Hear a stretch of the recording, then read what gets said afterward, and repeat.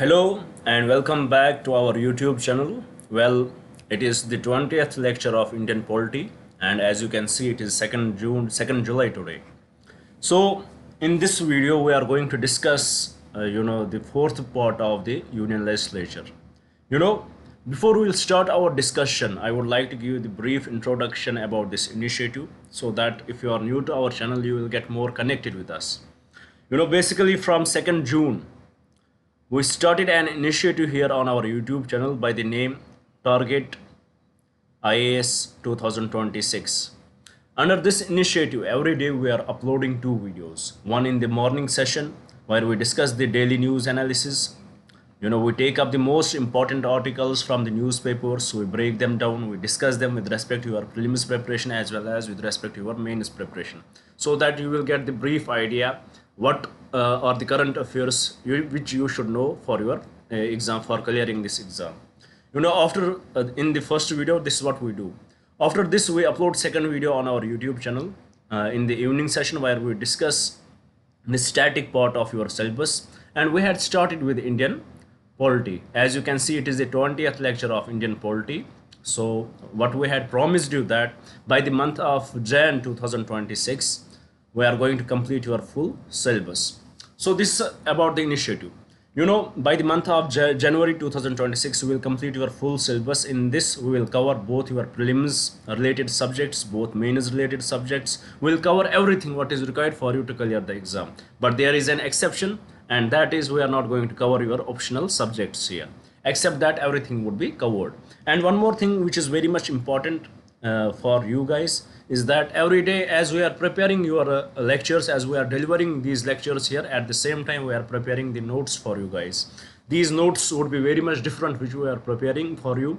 They would be very much precise, we are and when you compare it with the books which you read generally, they would be very much different, because in these notes we will cover every topic which is relevant for your prelims as well as mains, and after that, after every topic we will deliver a possible question there. We will discuss the possible question there which could be asked in the exam. So these notes would be available after we complete the syllabus of Indian Polity. Here the Indian Polity notes would be available. To avail these notes you would just have to mail us and pay 200 rupees. These notes would be available to you. It is optional. If you want to get it, then it's your choice. So this is about the initiative. If you want us lead in your journey, please do get connected with us. It is totally free except the notes part. Everything would be delivered totally free, and it is the same knowledge which you are getting from the other coaching institutes for and you are paying in lakhs there. So if you are interested, please be part of it.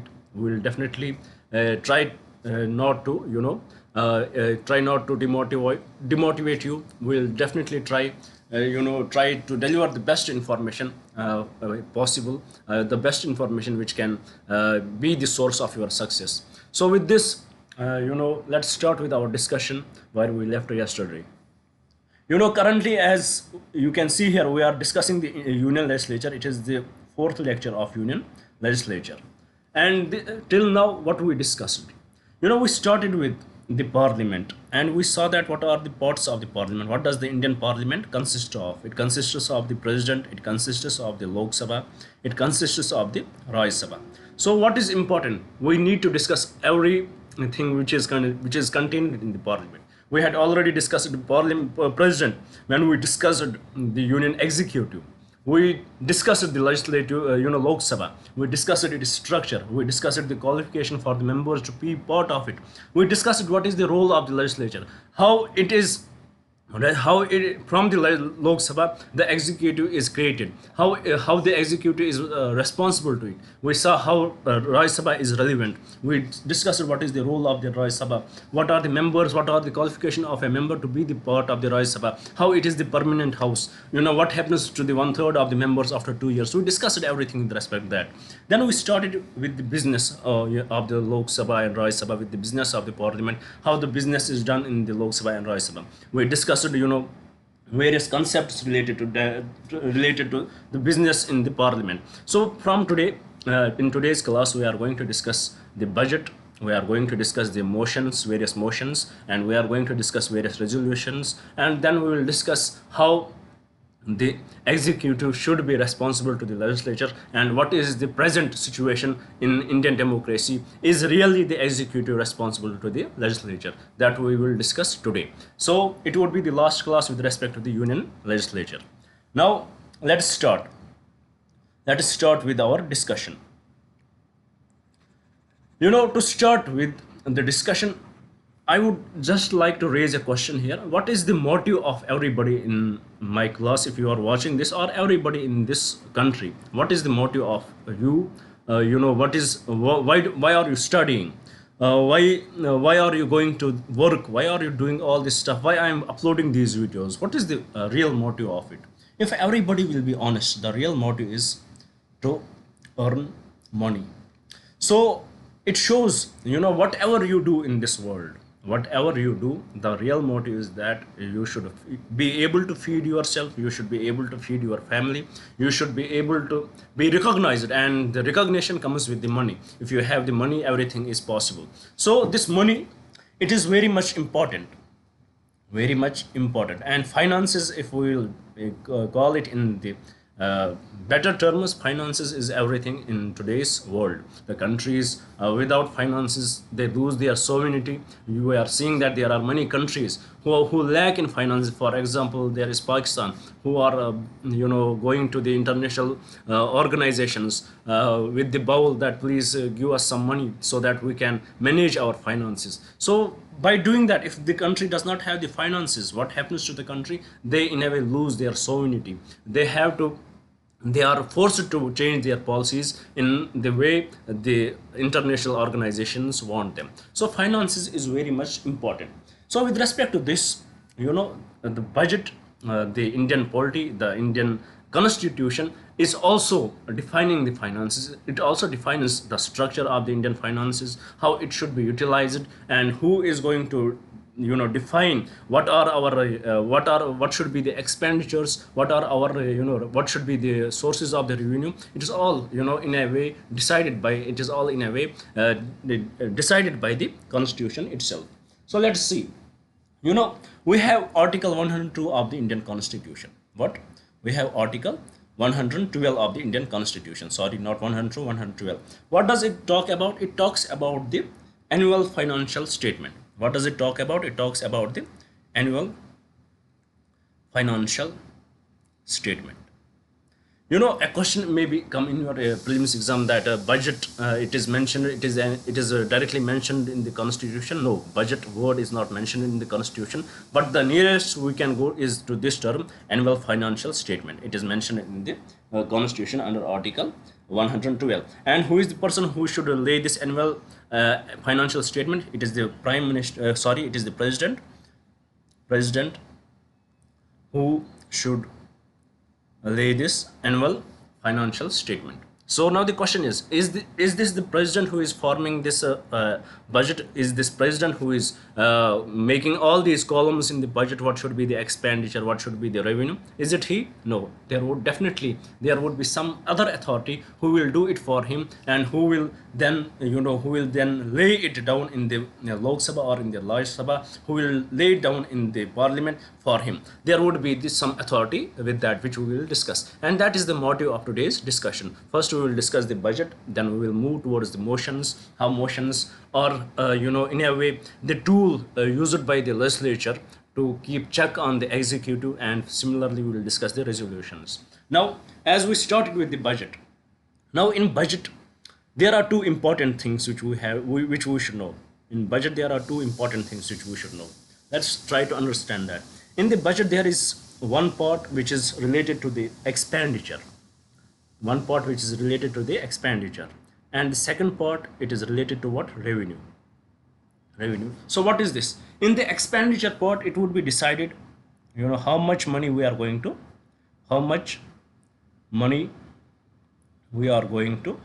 spend. What are the what would be the policies, what is the amount of money we are going to spend next year, what would be the different policies which we bring in. So what would be the finances, how much would be given to different ministries. It would be written in the expenditure part.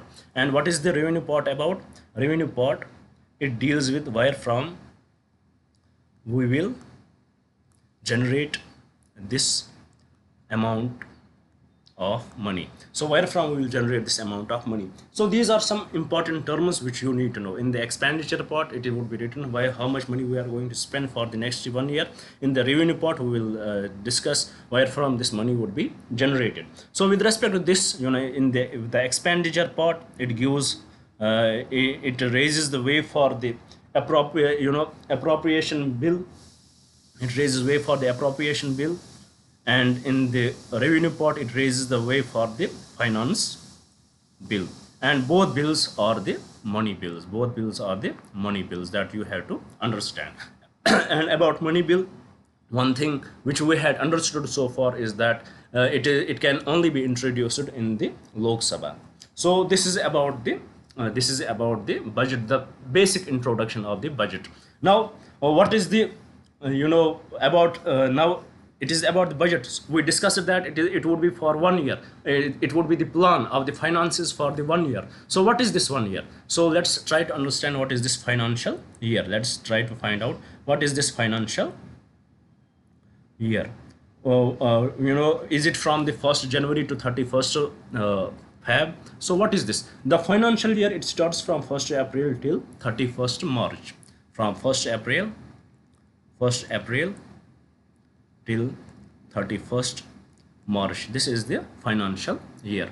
This is the financial year. It starts from 1st April till 31st March. In this year, what would be the finances, how they would be spent, and how it would be generated, it would be discussed in the budget.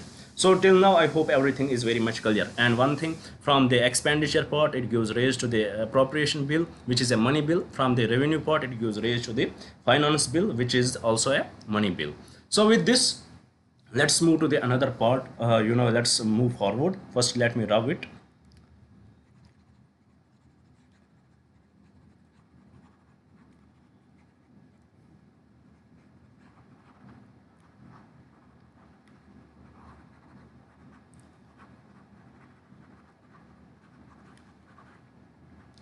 Now, suppose if expenditure is greater than revenue, expenditure made is greater than the revenue generated, then what kind of the budget it would be? It would be a deficit budget. It would be deficit budget. These terms are important for your prelims exam. And if revenue is greater than the expenditure, then it would be the surplus budget. So which budget, a question may come to your mind, which among these two budgets is important for the country, which is more beneficial for the country?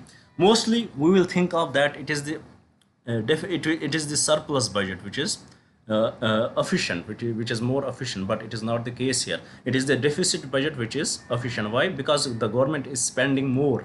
Even if they don't have the revenue, even if they are not able to generate the revenue up to that level, then they will go for the borrowing. They will go for the borrowing.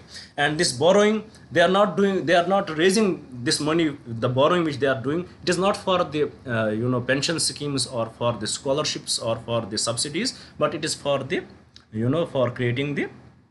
for creating the assets. For example, they are not giving the when they are borrowing, when the government is borrowing for the budget, they are not borrowing it for the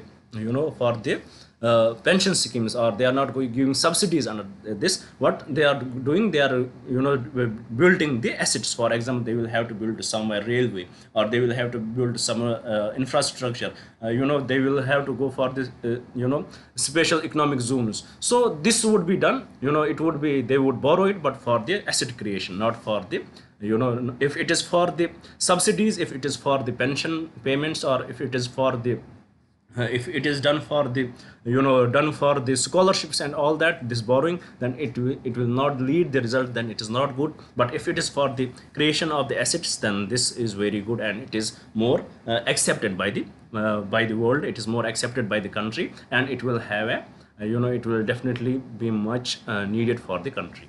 Now with respect to this, when this budget is created, when this budget is decided, let's get a raw idea about it here, then we will jump further.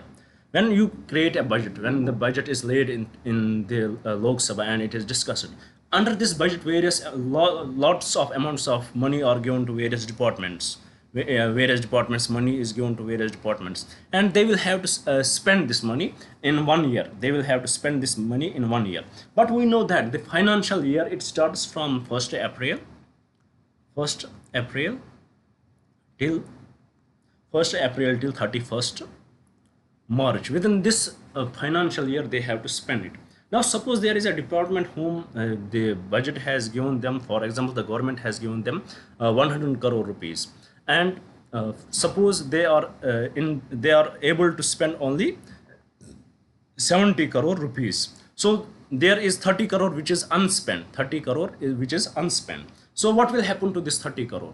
This 30 crore, if within 1 year it is not spent well, if they did not spend this 100 crore fully, then this 30 crore will go back to the consolidated fund of India. It will go back to the government.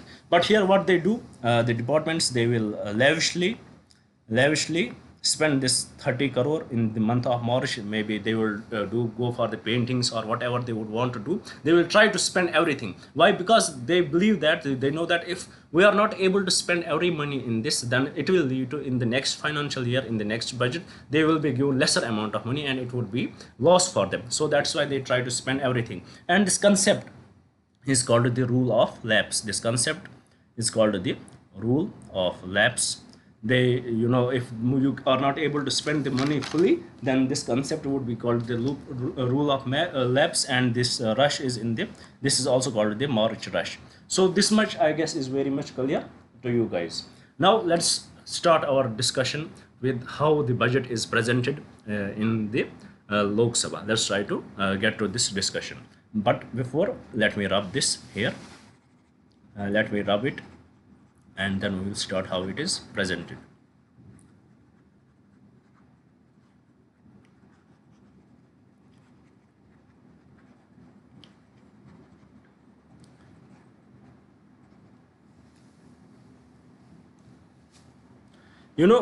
Till now we understood that the budget term is not mentioned at all in the constitution, but what is the replica of it?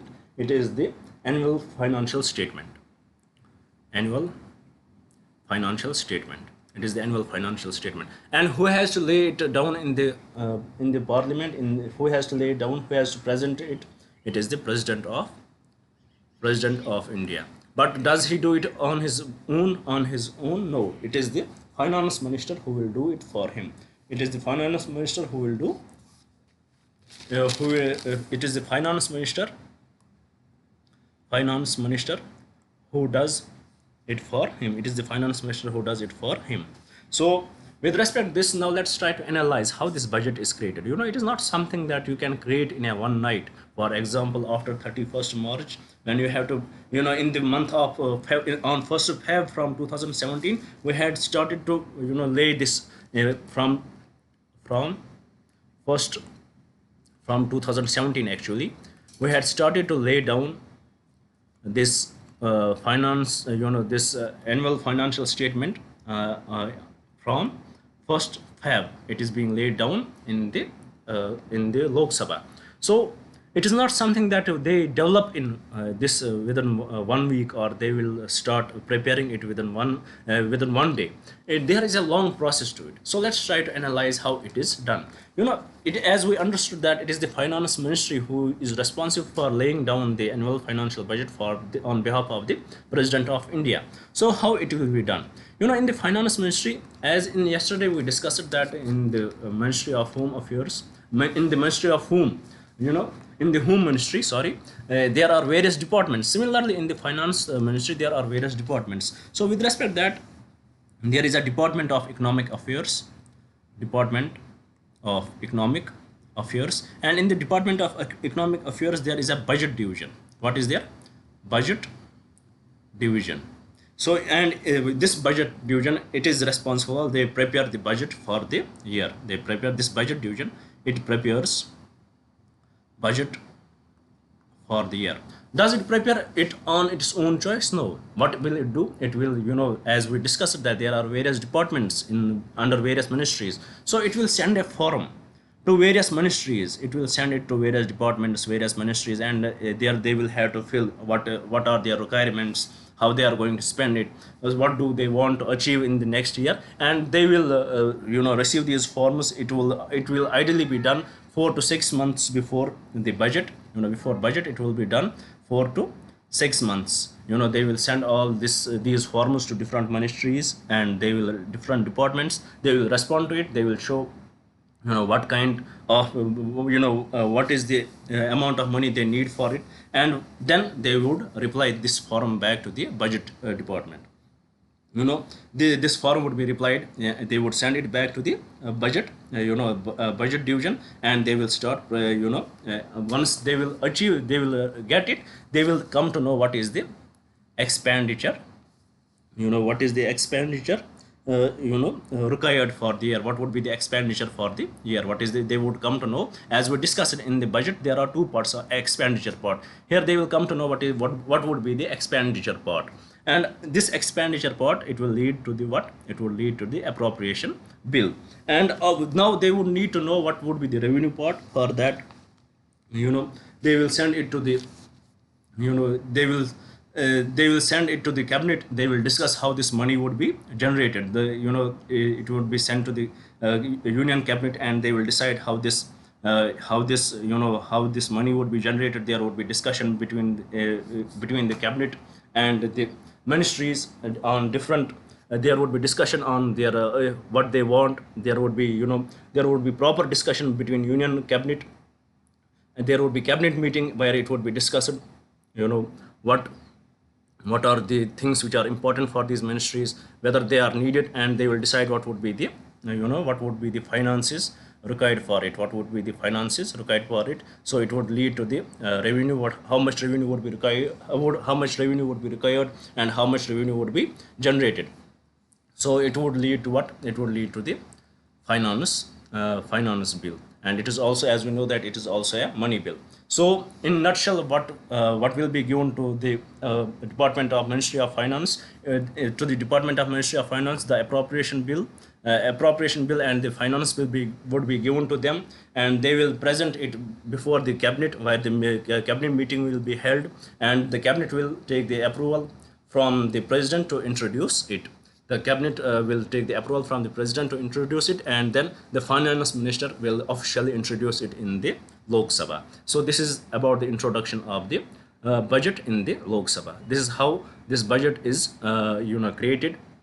How there are before it is introduced, these are some important processes which they go through for introducing it. As it is for the GS paper, this much is enough for you to understand here. So till now, I hope you had understood the introduction part of the budget. Let me recap it again for you guys, so that it will give you the proper understanding of it. Let me recap till now, so that it would be much more clear to you guys. To introduce the budget, it is the in the finance ministry, there is a department. What is the department? There is a Department of Economic Affairs. And in the Department of Economic Affairs, there is a division, budget division. They are responsible for creating the budget.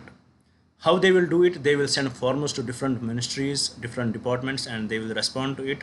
What would be their need? In this way, they would come to know what would be the expenditure, and then it will lead to the appropriation bill.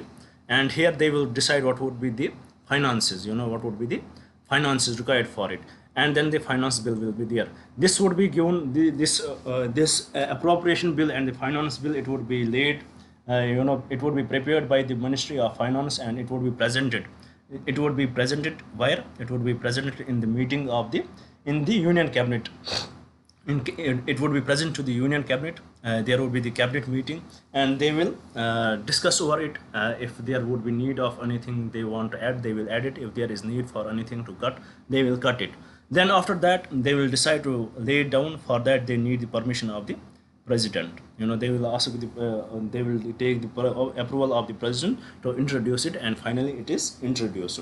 So as we know this, as we discussed since 2017, it is being introduced on the 1st Feb. So finally it is presented on the 1st Feb by the Union Finance Minister on behalf of on the 1st Feb. It is presented by the Union finance minister on behalf of president. On behalf of president, it is presented in the introduced in the Lok Sabha. Introduced in the Lok Sabha. Once it is introduced in the Lok Sabha, then the finance minister, he or she, they will give the gives the speaker, will gives they will get the permission of the president, and they will introduce it. Then they will give the speech. The finance minister will give the speech, and then introduce it. Once the finance minister will give speech about it, then it will be introduced. After the speech, it will be introduced in the Raj Sabha. It would be introduced in the Raj Sabha, and then there would be the in both the houses, the general discussion will start over the budget. In both Lok Sabha and Raj Sabha, the general discussion will start, and this would last for 2 to 3 days. It would last for 2 to 3 days, or maybe 3 to 4 days. This discussion would last for in both the houses, in the Raj Sabha as well as Lok Sabha. After that, both houses of the parliament are adjourned, sign, die. After that, the both houses of the parliament are adjourned, sign, and die. That means that the session will not end, but the time of meeting will be decided later. There is no time of meeting given by the speaker or the chairman. This is adjournment, sign, die, which we had discussed already. So what would be the reason for this adjournment, sign, die? The reason would be the scrutiny by different departments would be conducted. There are different departmental committees, and they will scrutinize the budget. They will discuss this. What are the drawbacks of it? What can be the advantages of it? Is it enough for different departments? It would be done by the department committees, and in department committees there are members from both Lok Sabha and Raj Sabha. They will discuss it, and in this way they will keep check on the executive. In this way, the and the members are from the Lok Sabha and Raj Sabha, and no minister is the part of the department committee, so that they will keep check on the executive. After that, after the after it is after the proper discussion is there, scrutiny is done. After that, they give their reports to the they will give their reports, and the reports, and those reports are not binding on the parliament. These departmental committees, they will give its reports, and they are not binding on the parliament. After this, the parliament meets again. This let me rub it here.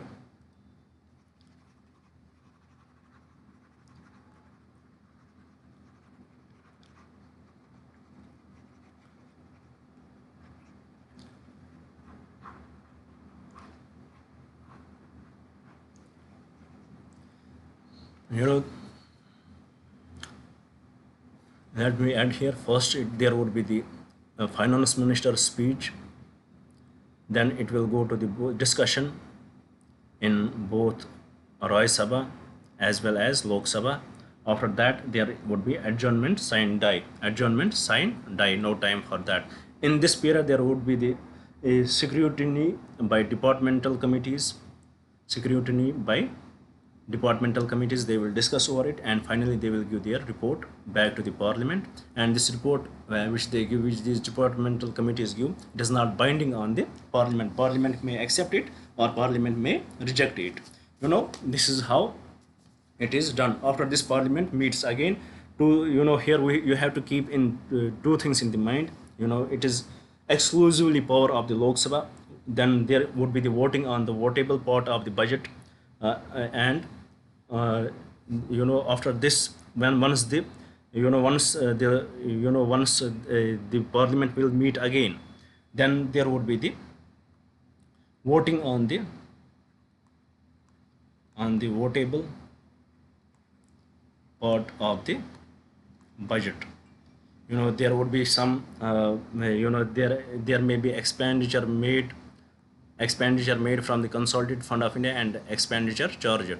We discussed that expenditure charged, this cannot be voted upon, but expenditure made, it is to be voted upon. So on the voted part of this budget, there would be voting, and it is exclusive power of the Lok Sabha. Then about the charged part in the Lok Sabha can discuss it, but they cannot vote it. In this, after the voting is done, then this is how the budget reaches there. Then after that, the opposition, they can move in different motions. For example, let's now start discussing what are the different motions they can bring in this regard. For example, there is a policy, they will bring in the policy cut motion. Policy cut motion. For example, there is policy which was mentioned in the budget on which there was the need of voting. So they brought in the policy cut motion. In the policy cut motion, what is this policy cut motion? How much money is, for example, in this, there was a certain policy, and for that 100 crore rupees was the estimated budget, and they were demanding 100 crore rupees. So what opposition will do, they will go against the policy and they will say, don't give 100 crore, just give 1 rupees. So this is called policy cut motion. The motive of this is that we are not satisfied with the policy here.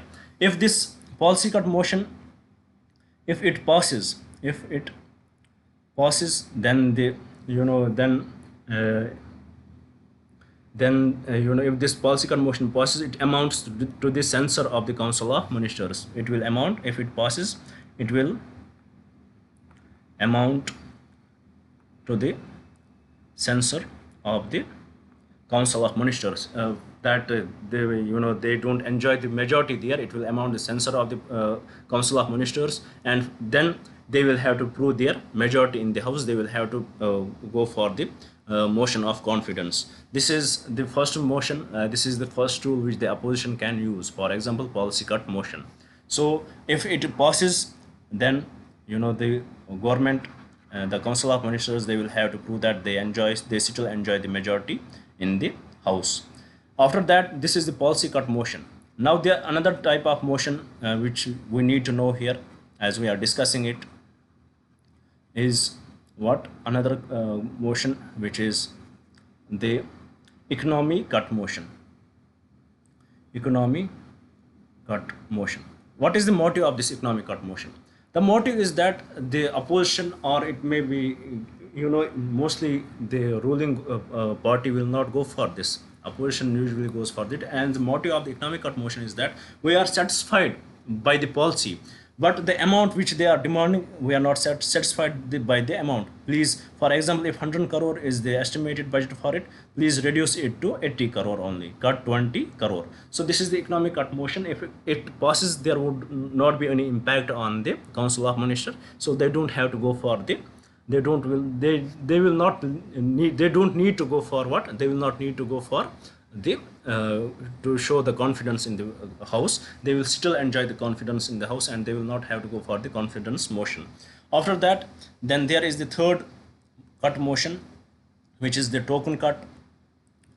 This is usually this token cut is used by the allies of the government.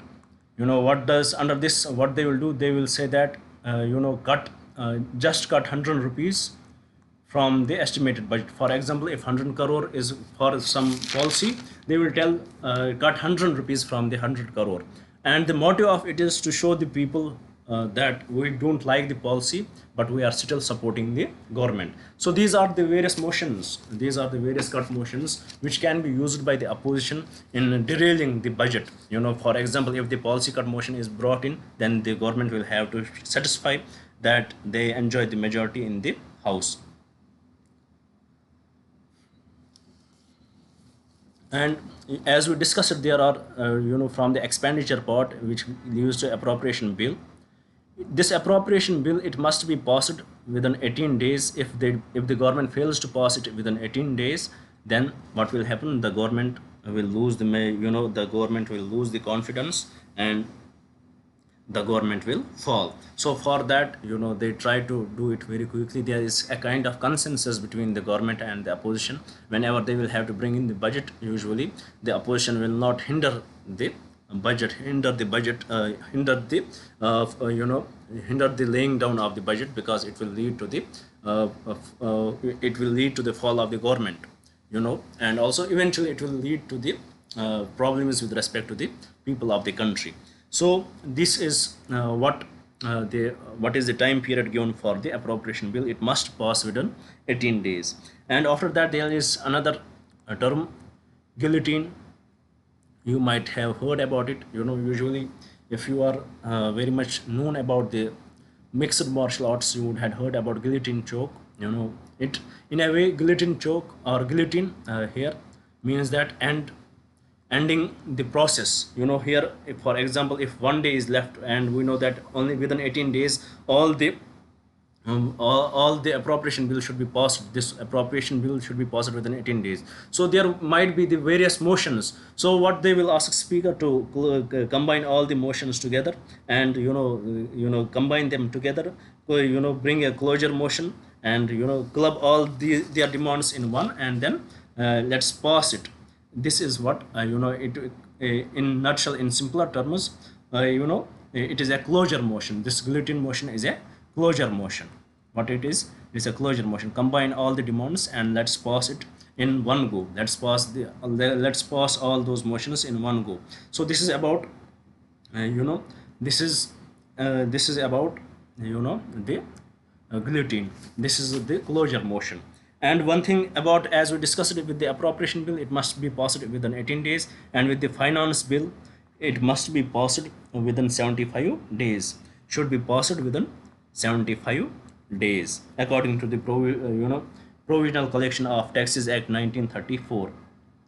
Now we discussed the budget, how it is getting passed. Till now we discussed how it is introduced, how the speaker gives, how the finance minister gives the speech, then it is laid down in both the houses. There is discussion for 2 to 4 days.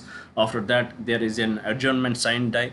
Then it will go for the scrutinization, where under various departments they will scrutinize the budget, what is given to them, and they will submit the report, and they will lay it back to the parliament, and it is not mandatory for parliament to accept it. After that there will be voting on the votable part of the budget, and in the votable part of the budget, various motions can be bring in. For example, policy cut motion, economic cut motion, token cut motion, and also the closure motion, which is the cut motion. After that we also discussed about the appropriation bill. It must pass within the 18 days, otherwise it will lead to the fall of the government. And for the finance bill, it must pass within the 75 days. Now this is normally in the normal years how the budget looks like. Now there is another term you would have heard about, that is it, and that term is vote on account. Let us discuss what this vote on account is, how it is important, and then we will discuss what is the interim budget, and then we will move to the different various other motions which are very much important for us to understand. And we will go to the resolution, and then we will complete our discussion for today's class. So let us discuss this vote on account.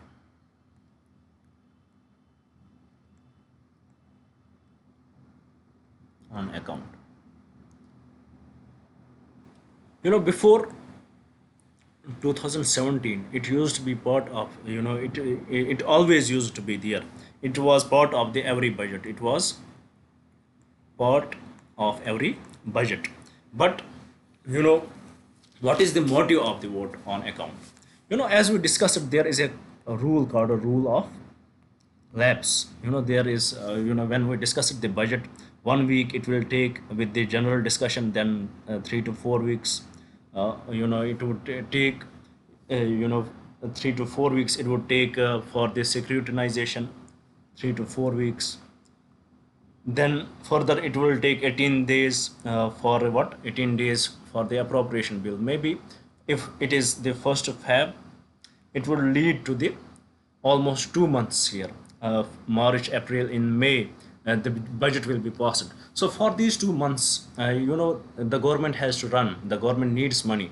The departments need money. And what money they will spend? If it is only for the year, for these months, what kind of money they will spend? So for that, this was their vote on account. Under this vote on account, the government was allowed to spend 1/6 of the expenditure. So this vote on account, it deals only with the expenditure, deals only with the expenditure. But after 2000 budget 2000, after 2017, it has been changed.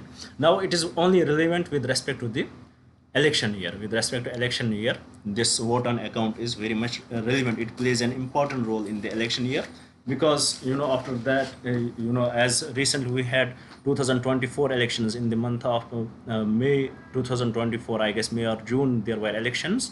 So in the month of May, so definitely there, they would not go for the, as it it is not clear which government is going to win the election, which political party is going to win the election, and who is going to form the government. So what they did, they did not brought up the new budget. They went for the vote on account. And once the new government was once the new government was elected, and they went for the interim budget, because it was elected in the month of June or July, the Lok Sabha was formed, they formed the government. So now from the July to the next year's Feb, why would they go for why will they form the new budget in the month of June? So what they will go for, they will go for the interim budget. They will go for the interim budget. In the interim budget, what is the difference between vote on account and interim budget? In vote on account, only the expenditure would be there. In interim budget, both revenue and expenditure would be there. So this is the difference between the vote on account and the interim budget. Then similarly, there is another term which you would have heard, is supplementary grants. So what is the supplementary grants? For example, for any department, money would be given, and that money would not be enough. They would want some extra monies. Then they will go to the parliament, and they will raise this issue of the supplementary grants, that they need this extra supplementary grants, and the parliament will send this to the public accounts committee, and public accounts committee will decide, will approve that they really need it. They will decide this supplementary grants would be given to them. So this is about the supplementary grants too. Now about the public accounts committee, they will decide over it, whether they are really they are in real need of the money, where they are using it, what is the expenditure for that, they will decide over it. And it is the CAG who will assist the public accounts committee in it. Now with this, the budget is over. Now let's move to the other functions, other terms which are important with respect to the Parliament of India, with respect to the legislature. Let me rub it first here.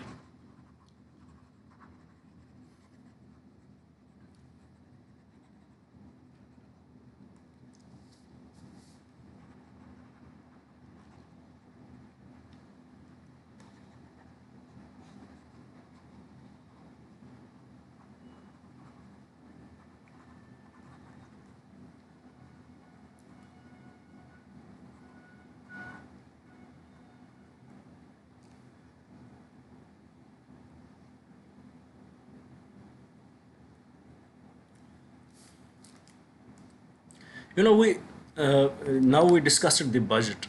What are important points with respect to budget? We had discussed everything. Now let me ask you a question here. What is the purpose of all this legislature, all this parliament? What is the purpose of it? The major purpose is that the parliamentary democracy, that executive should be responsible to legislature. So how it can be achieved? How this executive is responsible to the legislature? We discussed that various cut motions can be brought in, but there are other ways also. It is not always that the cut motions would bring in. There are other ways in the process of the parliament. In the process of the Lok Sabha itself or the Raj Sabha itself, in the process of the parliament, various terms are there. For example, you would have heard about the question hour, which is usually granted between 11 a.m. to 12 p.m. This 1 hour is for the question session. So what is this question session? In this question session, the legislature, they can seek answers from the ministers. The legislature can seek answers from the executive. They can seek answers from the ministers. They can be asked by this can be asked to the private member also. So this question hour, in the question hour, the question can be asked to the private member also. Private members can ask it to the ministers. So what the purpose of this question hour is that the executive is really responsible to the legislature. And in these question hour, in the question hour, now we have to understand what are the different types of questions. For example, you would have heard about the starred question. This part is very much important for your prelims preparation. Starred question. What is the starred question? Then you would have heard about the unstarred question.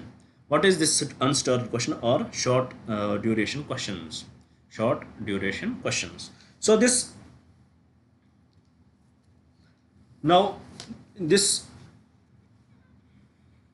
this starred question, when it is asked, the purpose of this is that answer should be in oral form, and there are chances of cross questions. Maximum 5 cross questions would be asked.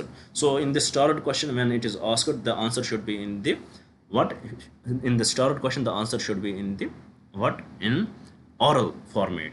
They have to give orally answer to it, and cross questions can be asked. This is the advantage.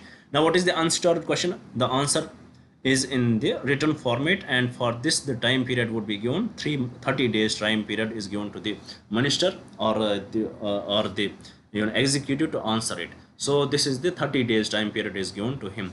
Then similarly short duration, in this also the time period is given. They have to answer in the written format, and the time period is only 10 days. So this is how the legislature keeps check on the executive. Then here we discussed what are the questions. Then you would have heard of the another term, agenda of the house.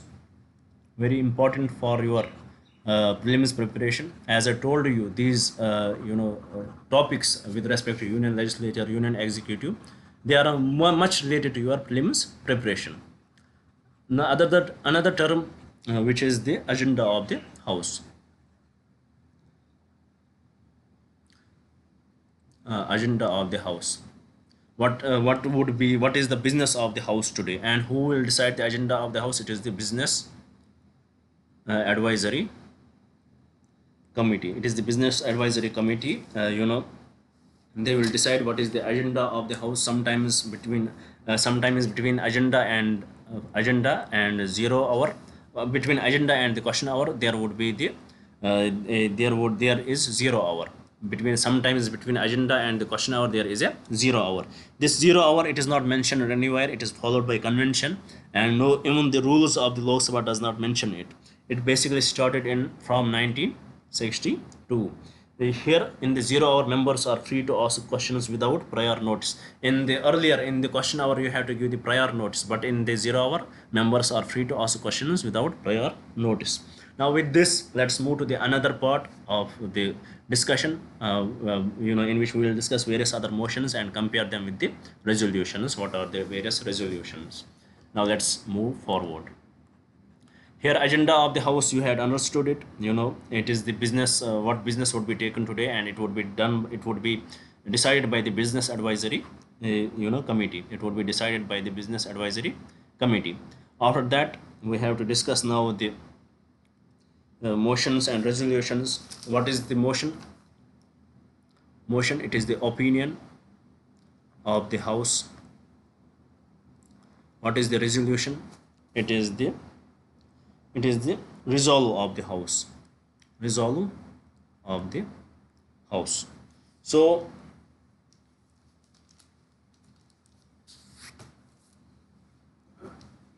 inside parliament,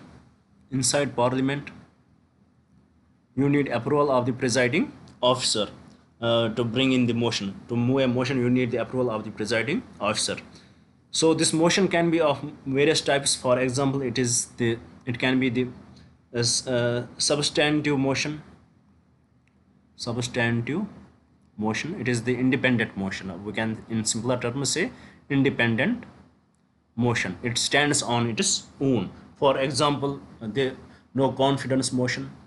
No confidence motion, where the opposition will bring in this motion that 50 members from the opposition MPs would want the motion to start the no confidence motion. They will 50 members will support this motion, and it will be put on the vote. If the no confidence motion passes by simple majority, then the government loses loses its confidence in the house, so the government lapses. It is the substantive motion. It is independent. It does not depend on anything. Then similarly, the confidence motion, which if Prime Minister thinks that the opposition will bring in the no confidence motion, the Prime Minister can bring himself the confidence motion and prove that he enjoys the majority in the House. Then also there another example is of the censor motion. It is only available in the Lok Sabha. For example, for this also there is the need of the 50 MPs right to the speaker, and speaker will and give reasons, specify the reasons why they are bringing in the censor motion. For example, extreme disappointment against a minister or council of ministers. If this censor motion passes, it will lead to the censor of the council of ministers, and then with respect to the censor motion, the PM has to introduce the confidence motion. Then if the censor motion passes, the Prime Minister will have to introduce the confidence motion. So censor motion, it is only available in the Lok Sabha. 50 MPs should support it. He has to write to speaker and specify the reasons why they are bringing in the censor motion. So similarly, we have the adjournment motion. 50 MPs, like we discussed the censor motion, confidence motion, no confidence motion. These are types of the substantive motion. In that, there is another types in the substantive motion. It is the adjournment motion. 50 MPs write to the speaker to adjourn agenda, discuss a matter of urgent public importance. It is the extraordinary device. Discussion will take place for more than 2.5 hours. If the adjournment motion is passed, the council of it would lead to the censor of the council of ministers, and the PM will have to prove the majority in the house. So these are the 4 types of the substantive motions. These motions, they are very much independent. They don't depend on anything. And one thing about the substantive motion is the voting is must. So all the substantive motions are the resolution. This is the difference between the motion and the resolution. In motions, mostly there is no voting except the substantive motion, but in resolutions, the voting is must there. So this is the substantive motion. Then another type of this the motion would be substitute motion. Substitute motion. Substitute motion. For example, you had introduced the censor motion against the Home Minister, but some of the friends of the MPs, they will tell them, why not substitute the censor motion into the no confidence motion? So they will go for the substitute motion. They will ask the speaker to introduce the substitute motion to replace the earlier motion which was in there. So this is it does not have the independent standing. The substitute motion does not have the independent standing. Then similarly, the third, which is the subsidiary motion. For example, refer some matter to the joint parliamentary committee or for the public opinion. So this is also the there is something already there, and it is about that. It is also dependent on other motion. So these are the 3 types of motions which you need to know. The first one is substantive motion. It is independent, and all the substantive motions need to be voted upon. The types are confidence motion, no confidence motion, censor motion, adjournment motion. And adjournment motion is the extraordinary device, which the opposition have, which the legislatures have, which the Lok Sabha has. It is the extraordinary device. If the adjournment motion is passed, if it passes, then it will lead to the censor of the council of ministers. In the adjournment motion, what is the discussion? In the adjournment motion, if there is the agenda of the house, what would be the reason for the adjournment motion? To change the agenda and discuss the matter of urgent public importance. So these are the various motions. Now let's move to the resolutions. What are different types of resolutions in the parliament?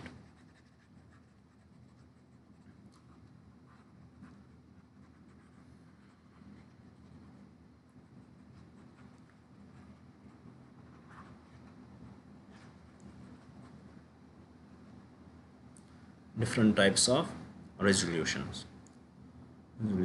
As I told you, resolutions are voted upon. All resolutions are voted upon All motions may not be voted upon by the parliament.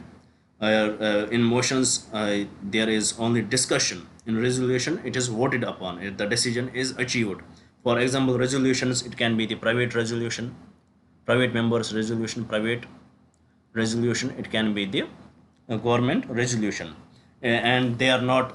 It can be private resolution and government resolution. They are not binding on the government.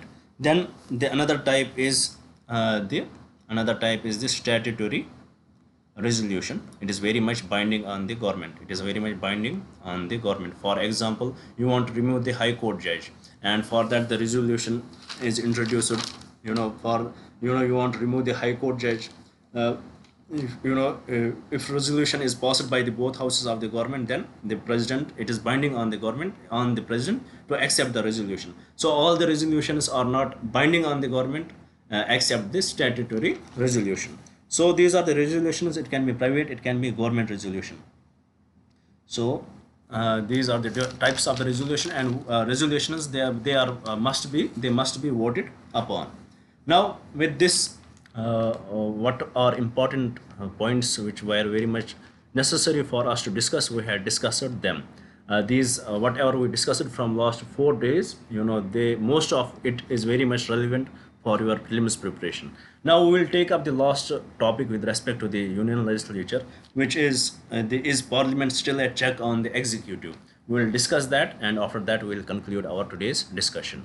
So it is very much related to your your mains, for your mains preparation. This question can be very much relevant for your mains preparation. What is the question? The question is parliament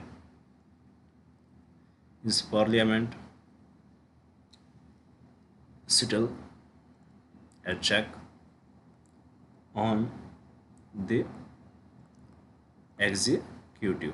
So is parliament still a check on the executive in 2025? So let's discuss that. Ideally, what should have been the condition? Ideally, the answer should have been yes. The parliament is check on the executive, because we can bring in various motions. We have various departments in our constitution. We have various things there which check the parliament. But the situation in present times is very much different. For example, if present time we will ask this question, the answer should be no. Why? What is the reason?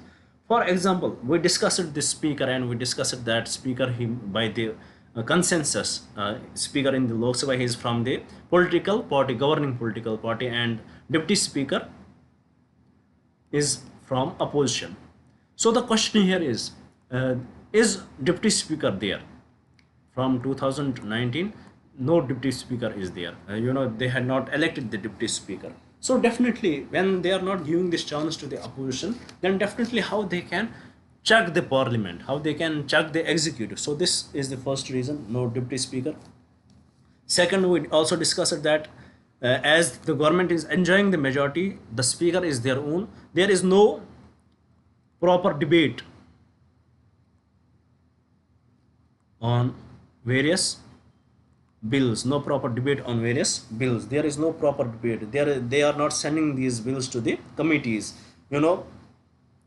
If we look at the data from 2014, this from the 2014, this proper debate has reduced to the exponential levels. In 2014, in fact, they decided to bring in the pre-legislative consultative process.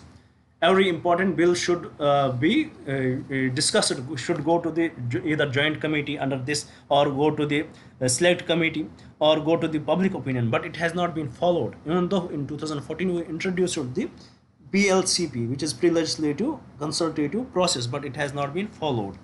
And also we discussed about the money bill, how it can be misused, that it will erode the role of the Raj Sabha. So we discussed that too. With respect to other, it has been misused, or with respect to the various number of tribunals where they were abolished because of the money bill. What is money bill to do with the tribunals? Similarly, we discussed that how 184, I guess we discussed, was the number of the MPs which were suspended between 2019 to 2024. So this much MPs are being suspended.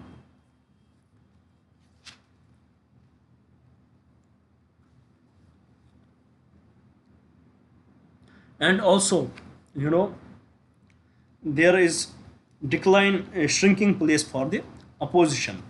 You know, it is opposition, there is decline, or we can say shrinking place for opposition, because they are not allowed to ask questions. You know, they are not allowed to ask questions. It is the speaker, if he feels that, you know, they enjoy the majority, they will say whoever is in favor, there would be voice votes and they will pass the bill.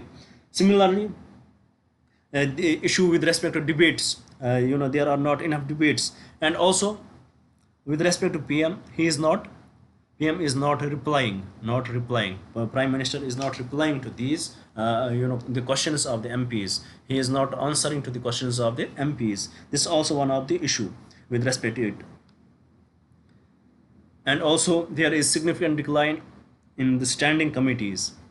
Significant decline in standing committees. That is also one of the issue, which highlight that the parliament is no way relevant. It does not act as a check on the executive in the present times, because of all these issues which you can highlight there. So what can be the solution for it? You know, we have to give the solution to what can be the way forward for it,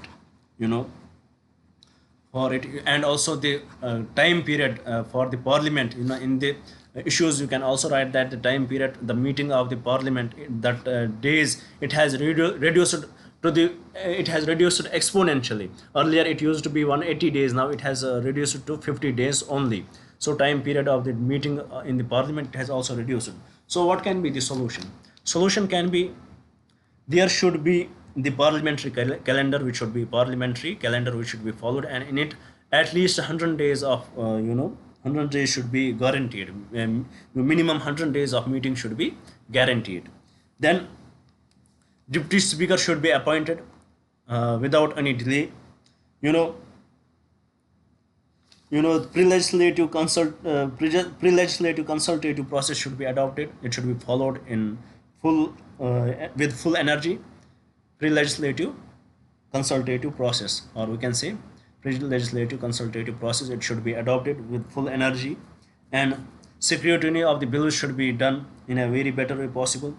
Active participation of the PM is very much necessary. Active participation of the PM, like in UK, the PM, there is a day decided for him where he will answer to the questions of the MPs, and wherever he goes he will clarify the house. So this active participation of PM, it should also be the part of the Indian Parliament. So in this way it will help in keeping the executive in check. This can be a device which can help the Parliament to keep the executive in check.